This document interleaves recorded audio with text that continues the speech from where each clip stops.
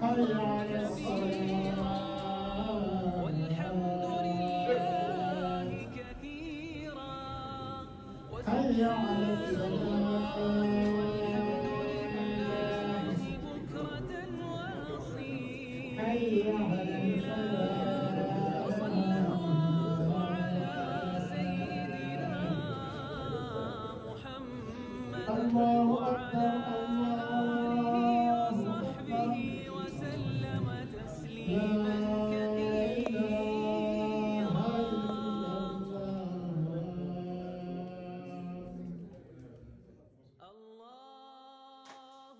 السلام عليكم ورحمة الله وبركاته.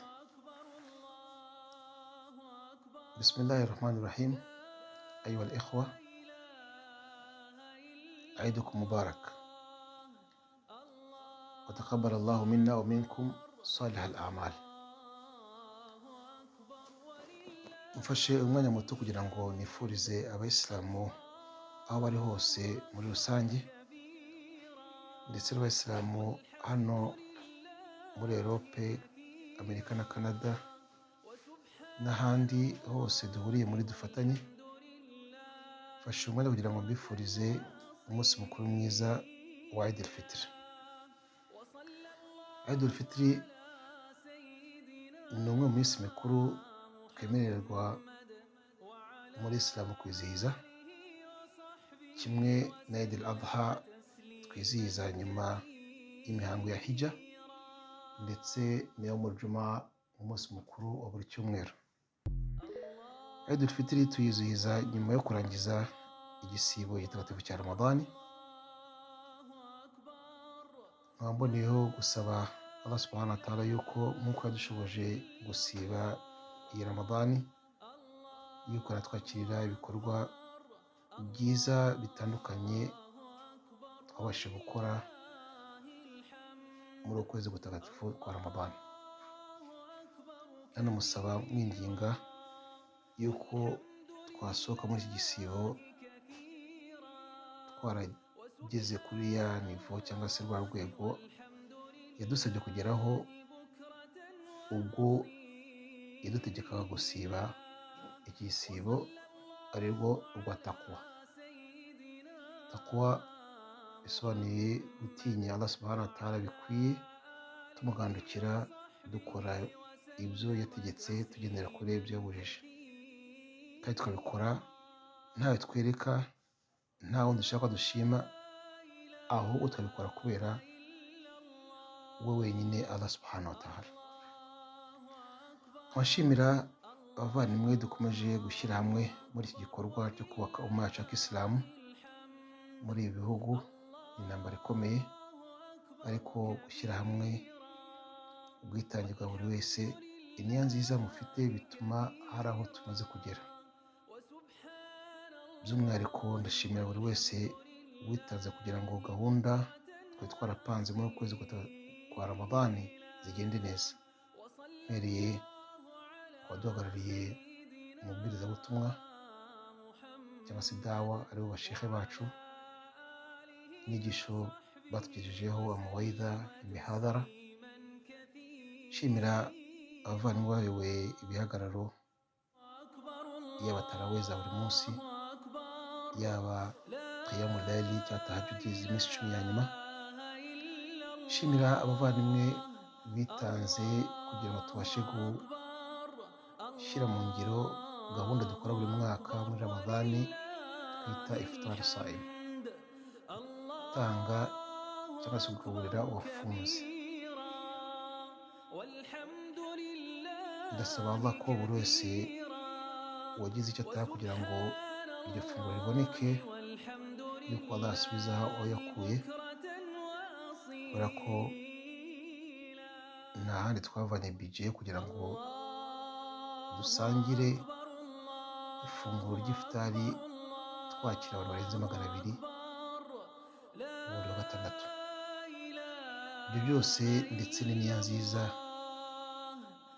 mugira mufite gushyira hamwe gusenyera umugozi umwe muri iki gikorwa, ndasaba Allah subhanahu wa ta'ala yuko yabyongera ku minzani y'ibyiza bya buri wese ku munsi w'imperuka.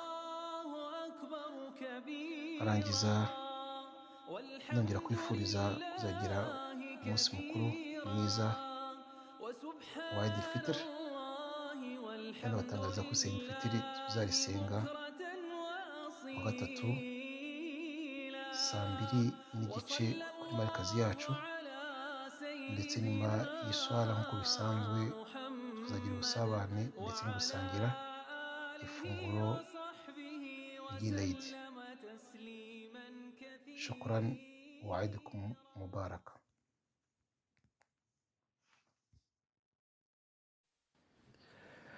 بسم الله الرحمن الرحيم الحمد لله رب العالمين والصلاة والسلام على أشرف المرسلين وعلى آله وأصحابه ومن تبعه بإحسان إلى يوم الدين وبعد. الله أكبر الله أكبر الله أكبر الله أكبر ولله الحمد. إيمانا ينهروا إيمانا ينهروا إيمانا ينهروا.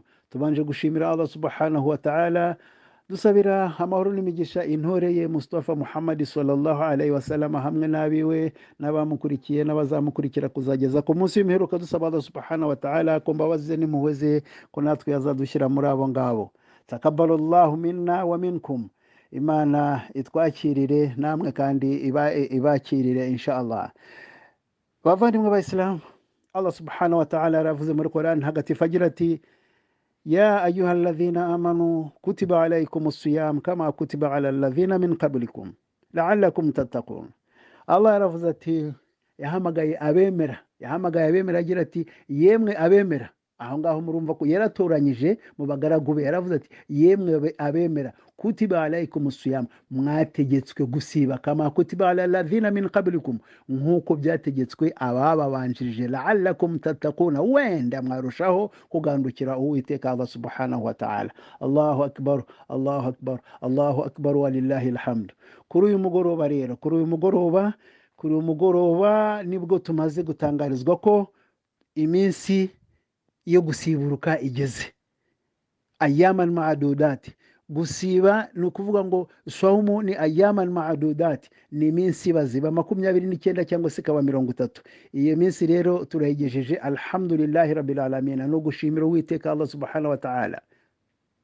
Intumwa y'Imana Muhammad sallallahu alaihi wasallam yaravuze iti umuyisilamu azishima kabiri cyangwa se yishima kabiri.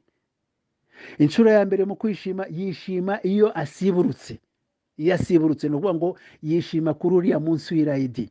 Kuri uriya munsi w'Eid arishima, arasabana, ararya, aranywa, akabonana n'abiwe ku manywa y'ihangu, akagira gute byinshi muri ibyo ngibyo, ibyo yarazirijwe ariko ku nyungu ze akaba arabiziruriwe. Kuri uwo munsi rero intumwa y'Imana Muhammad sallallahu alaihi wasallam bavuze ngo umuyisilamu azishima kabiri. Kuri uwo munsi rero ni umunsi w'ibyishimo, niyo mpamvu ari umunsi wo gusabana, niyo mpamvu ari umunsi wo kwiriranwa akanyamuneza, niyo mpamvu uramenye muvandimwe mu Islam, uramenye ku munsi w'ejo w'irayidi, uramenye uburanga bwawe buzirirwe bukeye, uburanga bwawe uramenye buzirirwe bukeye, kandi uramenye n'ubw'umuturanyi wawe buzake, ubw'abana bawe uburanga bwabo buzake, hanyuma n'ubw'abakene nabwo buzake. Uramenye uburanga bwawe ntibuzake gusa ngo hanyuma ubw'umuturanyi wawe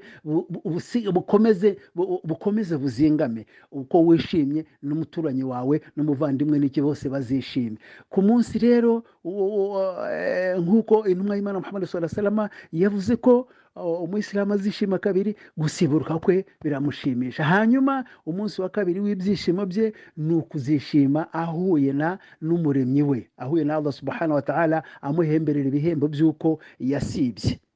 Turasaba Allah subhanahu wa ta'ala ko twazahembererwa ibi bihembo byo gusiba kwacu ku mbabazi ze n'impuhwe ze, kandi azatwinjirize mu ijuru rye rya Firdausi insha Allah. Allahu akbar, Allahu akbar, Allahu akbar, walillahi alhamdu. Ni umunsi wo guhamagara Imana cyane, ni umunsi wo gusingiza Imana cyane. N'umuramenye rwose bavandimwe abayisilamu, ejo ni umunsi w'ibyishimo, ni umunsi w'ibyishimo, ni umunsi w'umunezero, kandi ibyishimo by'uzaba ufite ntibizagarukire kuri wowe gusa. Nuriya mudahuje ukwemera, ntuzavuge ngo si umuyisilamu, nawe ibyishimo nawe bizamugereho. Kera ndibuka ko bajyaga bavuga bati, bajyaga rwose inshuti zacu, abavandimwe bacu b'amaraso, bajyaga bavuga bati, ese muzasiburuka ryari ko twumva dukumbuye ipilawu. Iyo pilawu rero muramenye ipilawu nabo izabagereho, ni umunsi wo kwishima, twese nabo bakishima, hanyuma mukabagaragariza umuco mwiza, hanyuma bakazaza igihe icyo ari cyo cyose Nyagasani nabo yabaha ayo mahirwe, nabo bakaza bakatugana, bakaza bakatugana. Ni umunsi rero abana ejo nabo bagomba kwirirwa bakeye. Abana bakagombye kubunga umwara amaze kubagurira imyambaro yo kuzambara ku irayidi. Ndabyibuka neza ko abana bose ku munsi w'irayidi babaga bambaye neza imyenda mishya, barabadodeshereje, hanyuma bakazinduka ari umunsi wabo wo kujya nyuma yo gusara irayidi, bikaba ari umunsi wabo wo kugira gute, wo kujya gutembera ku irayidi. Bagenda batembera, umuntu bahuye nawe mukuru wese, uwo ari we wese bahuye, kubera ko ni umunsi witwa ko ari irayidi y'abana. Umuntu wese bahuye nawe bakagira bamusuhuza gusa, akamenya icyo bamubwiye, hanyuma akabahereza bombo, akabahereza ibiceri, bakajya kugura bombo, cyangwa se bagiye n'utundi tuntu twinshi cyane two abana baba bakeneye. Abana bakishima, bakamenya uwo munsi uwo ari wo. Natwe rero ibyo bintu tugomba kugira ngo tujye tubikora, kugira ngo abana bamenye uwo munsi uwo ari wo. Ni umunsi rero w'ibyishimo guhera kuri uyu mugoroba w'uyu munsi. Abana benshi cyane igihe biherukira nabwo babaga bafashe utugoma n'utujerekani n'utudebe n'utudobo, bari mu mihanda biruka nk'abari muri leo msiledaku kesho laidi, abana bakubita muri amakaritsiye yose bayazunguruka. Mbiheruka mu Burundi narabibonye, na Tanzania narabibonye. Iwacu niho nari maze iminsi mbona abana banumye batakibikora, ariko wenda ubu simpari, wenda wasanga nabwo barabikoze. Ni irayidi rero y'abana, ni irayidi yo kugira ngo umudamu wawe yirirwe yizihiwe, hanyuma nawe mugabo nawe wirirwe wizihiwe, n'abantu bose birirwe bizihiwe. Ni umunsi nyuma yo gusenga rero, nyuma yo gusenga ni ikiba gisigaye kiba ari ukwishima, ariko ukishima, ukarya, ukanywa, ariko nturengere amategeko y'Uwiteka. Ishime mu bya halali, unywe mu bya halali, uzirinde ibiyobyabwenge, uzirinde inzoga, uzirinde kujya muri zina, uzirinde kujya muri shiriki. Nk'uko wari umaze ukwezi kose warabyubahirije, warabyirinze, ni ukuvuga ngo wari uri mu mwitozo. Uwo mwitozo rero uramenye ube ugize icyo ugusigira. Intumwa y'Imana Muhammad sallallahu alaihi wasallam igihe yazamukaga mimbari, mu bintu bitatu yavuze, bayubajije igihe yavuga ati amin amin amin, baramubaje bati amina niziki. Muri kimwe cyo yaravuze ati Jibril yambwiye ati ari mu gihombo wa wundi igisibo cye kimusigiye ubusa. Igisibo cye kimusigiye ubusa, mbega nta nyungu abonye mu gisibo cye. Rero muramenye iki gisibo kibe kigize icyo kidusigira. nyagasani iki gisibo kitugirire kurokoka uwo muriro wa jahannama. Umuriro wacu ntabwo ari icyuma, ni icyuma iyo kigiye mu muriro nacyo kirashya kigakongoka kikarangira. Umuriro umubiri wacu rero ntabwo ushobora kuba wakwihanganira umuriro, nyagasani azawuturinde. Ni ukuvuga ngo twari turi mu mwitozo mwiza. Kubera iyo mpamvu rero umushyitsi wacu twari twishimanye nawe, ariko igihe cye kirageze. Yaraje turamwakira alhamdulillah rabbil alamin, noneho aranadusezeye aragiye. No gusaba Imana noneho na Ramadan itaha umushyitsi nanone akaza kadusanga turi amahoro inshallah, tugashobora kumubanira neza inshallah. Allah azabidufashemo kandi azabitworoherezemo. Kandi si ibyo ngibyo gusa, turacyafite n'umwanya wo kugira ngo duherekeze umushyitsi, kuko umushyitsi yagusuye igihe cyose, iyo wamwishimiye uramuherekeza. Ubu noneho tuvuye mu kwezi kwa Ramadan ariko twinjiye mu kwezi kwa Shawwal. Ukwezi twinjiyemo kwa Shawwal rero wakagutaha. No kuvuga ngo iki rero, haranira ko waherekeza umushyitsi wawe ufunga iyi minsi 6 ya sita, iyo bita sitati Shawwal. Inama rero nabagira nuko nababwira nti wajyaga senga Ramadani kwa ukwezi, ukwezi kurarangiye, ariko Allah subhanahu wa ta'ala aracyahari. Ntafite intangiriro, ntafite n'iherezo. Komeza usenge Allah subhanahu wa ta'ala, kubera ko Ramadani we tumaze, ngewe uvuga nshobora kuba maze amacumi ageze kuri 5 angahe, ayo yose numvaga Ramadani akaza akagenda, ariko Allah subhanahu wa ta'ala we ntagenda. Hari abandi twanganaga ubu ngubu ntago bakiriho. Ni ukuvuga ngo rero Ramadani araza akagenda, ariko Allah subhanahu wa ta'ala ntabwo we ntaho ajya. Komeza rero usenge Imana yawe, komeza utange sadaka, komeza utange amaturo, komeza ubanire neza abantu, komeza rwose wirinde iby'abandi, komeza wirinde riba, komeza wirinde kujya muri shiriki, komeza wirinde kujya muri zina, komeze ubeho mu nzira ya halali, wirinde kugwa mu moshya ya shayitani, kubera ko shayitani ejo ubundi azaba yakwitakanye. Allahu akbar, la ilaha illallah, Allahu akbar walillahi alhamdu. Ku musozo rero warungo kugira ngo nkubwire ngo Allah subhanahu wa ta'ala aracyariho, komeza umugaragire. Ibyiza wakoraga muri Ramadani ukomeze ubikore, hanyuma ibi byose ibyo yatubujije ibyo ngibyo uzabyirinde. Takabalallahu minna wa minkum. Wassalamu alaykum wa rahmatullahi wa barakatuh.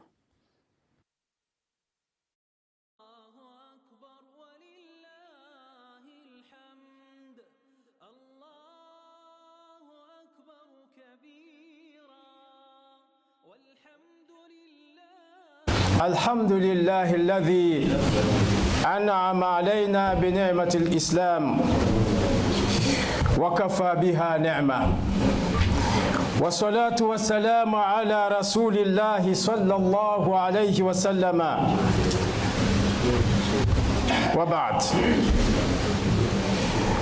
Imana niyo nkuru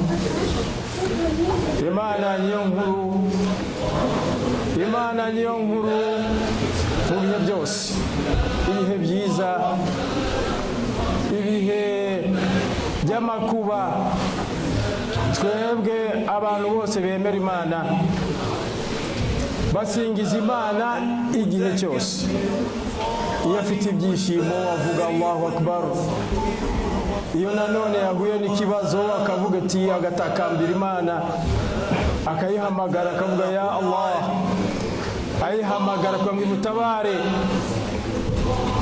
Ariko kuri uwo munsi wa none ntabwo ari ibibazo, uyu ni umunsi umuntu yishima kubera ko yakoze igikorwa cyiza, yashoboye gushira mu ngero amategeko y'Imana. Ya Allah, amartana bisiyam fasumna. Mana yacu, Mana rurema, wadutegetse gufunga ukwezi kwa Ramadani iminsi 30, turayifunga.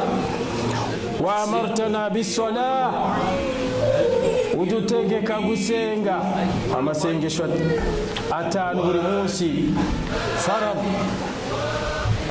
turasenga tusenga buri munsi wa amartana bizakati was-sadaqa wa zakatul fitri bano udutegeka gutanga amaturo udutegeka gutanga sadaka amafaranga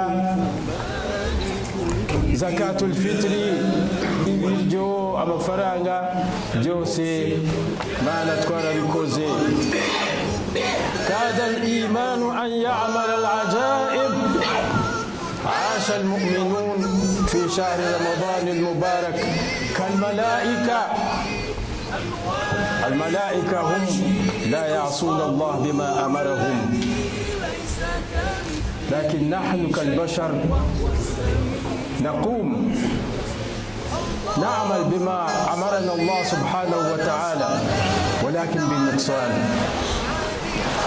imani iyo umuntu amaze kwemera imana nta kintu cyamunanira dore umuntu hari ukuntu imana yaremye ibiremwa hari ukuntu yaremye abamarayika ntabwo barya ntibanywa ntabwo bameze nkatwe ni ibiremwa ariko bitaremwe nkatwe twebwe ibiremwa mwene Adamu we iyo tariye acika intege ariko iyo yariye nibwo agira intege zo gukora ariko rero ni ibitangaza kubera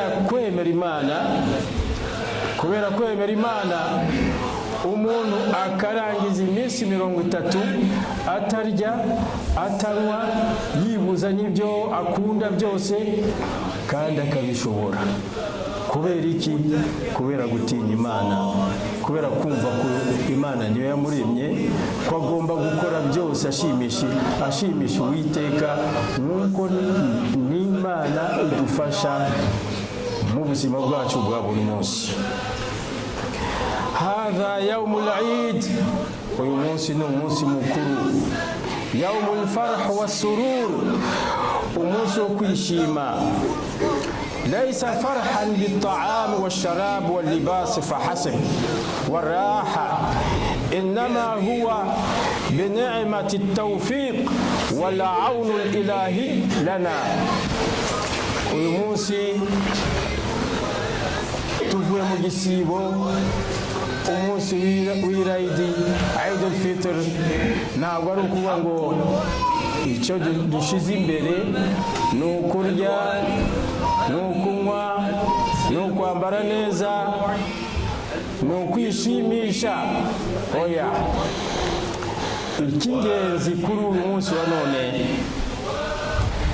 ni ukumva ukuntu wewe imana yaguhaye intege zo gufunga zo kurangiza iminsi 30 kandi utari umumarayika ukumva ko imana niyo itezeho intsinzi niyo itezeho ibyinshi byiza ukeneye mu buzima bwawe ubikesha imana kandi imana nayo kavuga iti ndi hafi yanyu nzabafasha mu buzima bwanyu bwa buri munsi wala tansa anna al-khayra mustamir kuri uyu munsi ntimwibagirwe ko ubuzima bukomeza ni ukuvuga ko gusenga imana birakomeza ntabwo birangiranye n'ukwezi gutagatifu kwa Ramazani qiyamul layl ntabwo ari ukuvuga ngo qiyamul layl amasengesho ya nijoro dutegetswe gusa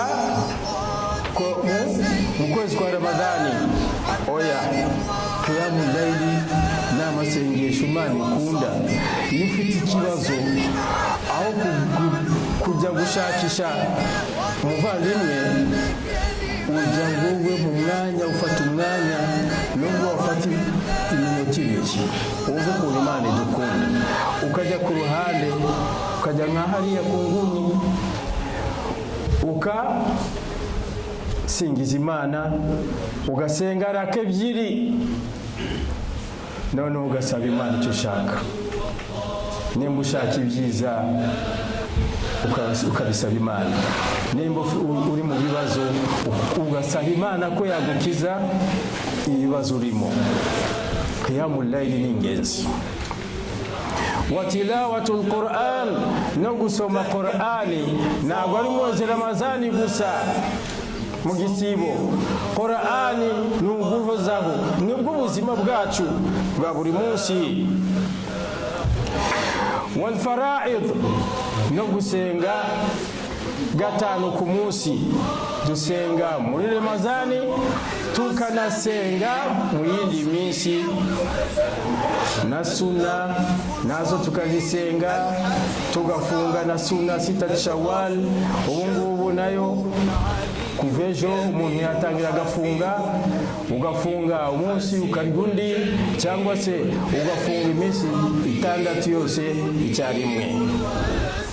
Kullu hadhihi hiya hayatuna al-yawmi, byose ibyo ngibyo ku muntu wemera Imana nibwo buzima abamo kugeza igihe azitabira Imana.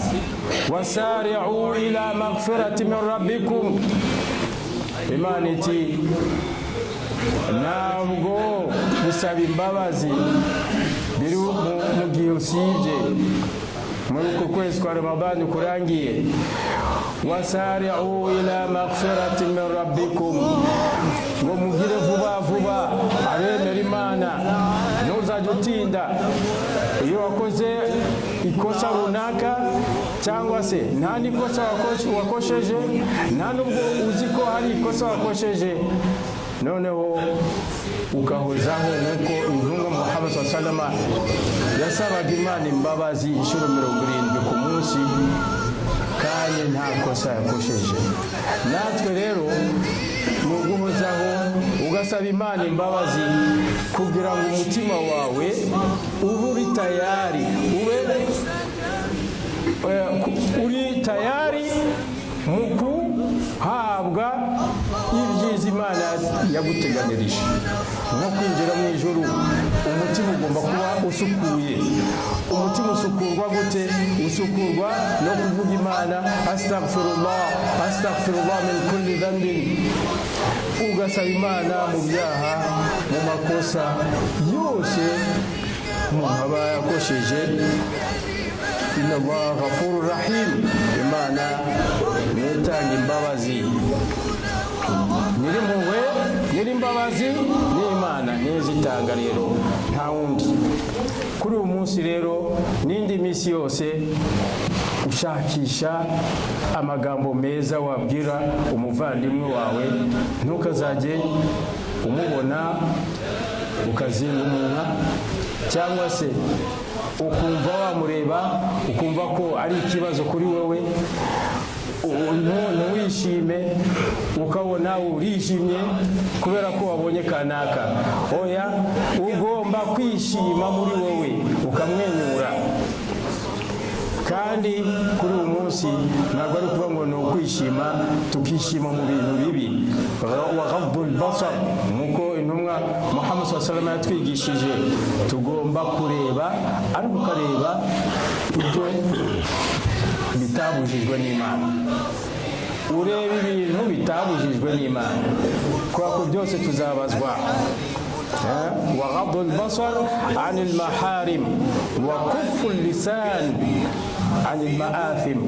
Naka akarimi ni gatoya ariko karubaka kandi kagasenya, kafite ubushobozi bwo kakubaka kominote. Ariko nanone iyo ako karimi utagacuze neza, kominote yose irasenyuka, n'igihugu kirasenyuka kubera karimi.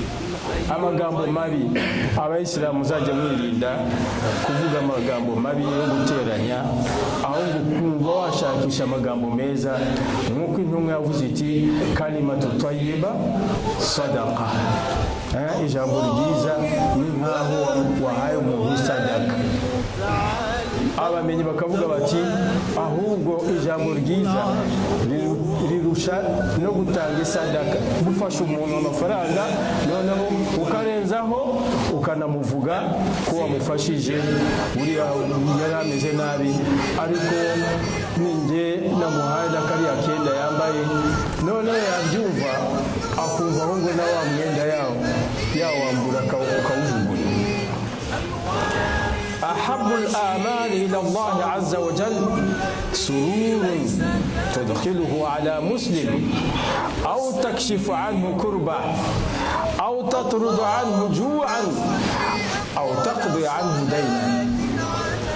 ikintu cyiza umuntu yakora kuri uwo munsi wa none ni neza neza ushyira mu mutima w'umuvandimwe wawe ibyishimo, umwereka, ukamwenyura, ukamusuhuza,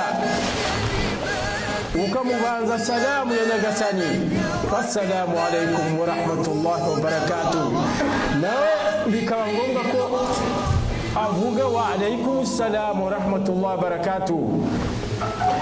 Niyo ntangiriro, kwa kundi musuhuzanya, niyo ntangiriro y'amahoro mu bayisilamu n'abandi bose. Ntuzabona umuntu wo gucaho akureba ikijisho kandi nta kintu umutwaye, akakureba ukagira ngo hari ikintu mupfa, wamuha salamu akaba nk'umuntu utumvishije. Ibyo ni ibitangaza tujya tubona mu bantu bamwe na bamwe, ariko benshi usanga bishimye, usanga batanga amahoro nk'uko we yifuza ko yagira amahoro akayaha n'abandi. قال رسول الله صلى الله عليه وسلم من أفضل الأعمال إدخال السرور على المؤمن تقضي عنه دينا تقضي له حاجة تنفس له كربا. nuko intumwa Muhammad sallallahu alaihi wasallam itwigisha muri hadisi, intumwa iti muzaje mufashanya. Iyo umuntu afite ikibazo ukumva ko ari icyawe, ukumva ko ugomba kugikemura ikibazo afite, nimba afite n'ideni ukamenya ko afite ideni, ugashakisha ukuntu wamufasha kugira ngo yishyure rya deni. Uko niko tugomba kubaho twebwe abayisilamu bene Imana, bumva ko byose gufashanya, ibada dukora, ibyiza byose bitugarukaho, ibyiza byose bitugarukaho. أعوذ بالله من الشيطان الرجيم. واعتصموا بحبل الله جميعا ولا تفرقوا واذكروا نعمة الله عليكم إذ كنتم أعداء فألف بين قلوبكم فأصبحتم بنعمته إخوانا وكنتم على شفا حفرة من النار فأنقذكم منها كذلك يبين الله لكم آياته لعلكم تهتدون. بارك الله لنا ولكم بالقرآن الكريم ونفعنا وإياكم بالآيات والذكر الحكيم. أقول قولي هذا واستغفر الله لي ولكم ولجميع المسلمين من كل ذنب فاستغفروه إنه هو الغفور الرحيم وهو البر الكريم.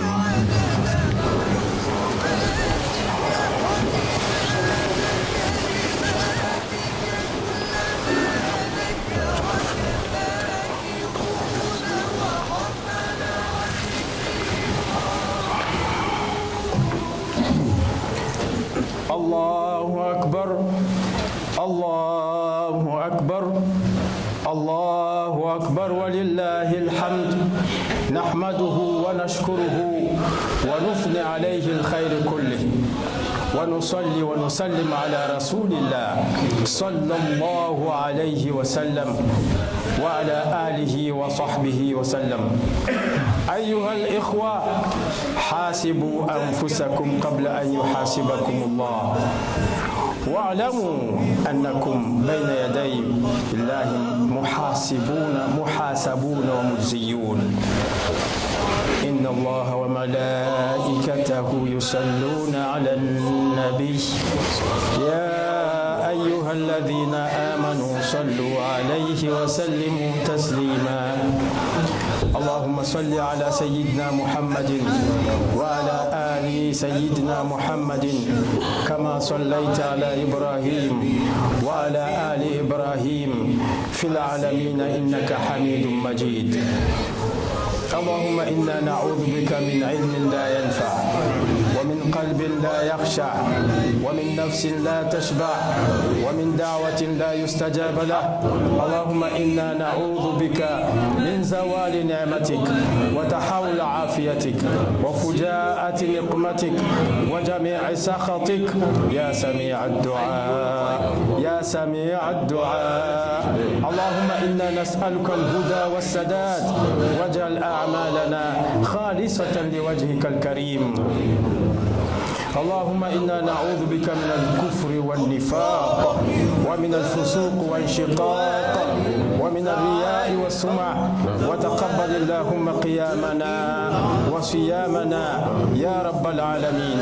اللهم لا تدع لنا ذنبا إلا غفرته ولا هما إلا فرجته ولا كربا إلا نفسته ولا مريضا من المسلمين إلا شفيته. اللهم اشف مرضانا ومرضى المسلمين. اللهم عجل بشفائك. اللهم داويهم بدوائك. اللهم انزل عليهم لباس الصحة والعافية يا سميع الدعاء يا سميع الدعاء. وصلى الله على سيدنا محمد وعلى آله وصحبه وسلم والحمد لله رب العالمين. كل عام وأنتم بخير.